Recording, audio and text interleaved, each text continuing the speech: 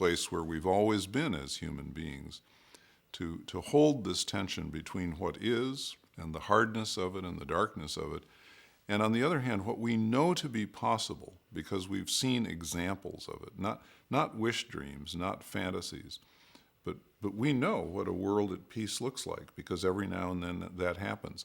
We know what the sharing of abundance looks like because every now and then that happens. We know what forgiveness and kindness look like because every now and then that happens.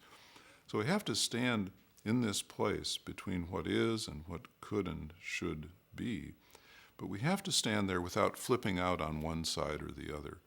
To flip out on the side of too much reality is to be drawn into corrosive cynicism. This is simply the way things are, and I'll cut my deal with it, and the devil take the hindmost.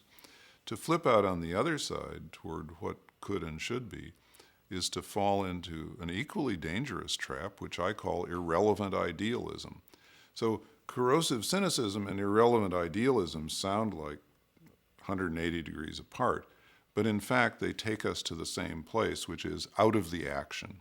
They disengage us from this place in the gap where we need to stand in order to move things forward. How do we stand there? What do we do to stand there?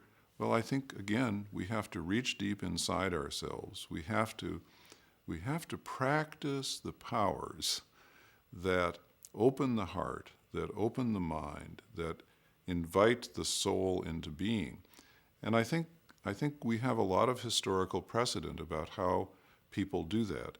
It's this remarkable combination, or the holding of a paradox, in which we do inner work. Call it prayer, call it meditation, call it self-searching, call it the examined life, which is what Socrates called it. We do that inner work, but we do it in community. The inner work is important.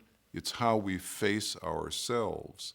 But to do it in community is equally important because we are so gifted at self-delusion.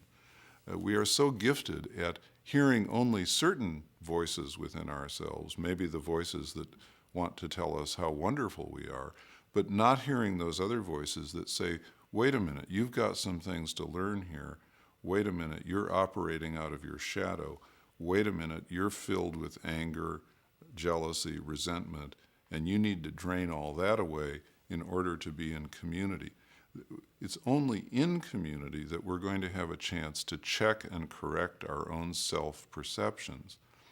And some of us do that on humanistic grounds, remembering Socrates saying the unexamined life is not worth living. That's what the liberal arts are all about. The liberal arts are a form of inner work, rightly understood. Some of us do that on spiritual grounds, believing that I'm a Quaker and our language for it is there's that of God in every person. And the voice that I want most to hear is that voice of sacred truth within myself, which doesn't play games with my ego or my emotions or my intellect, but which simply brings me to ground.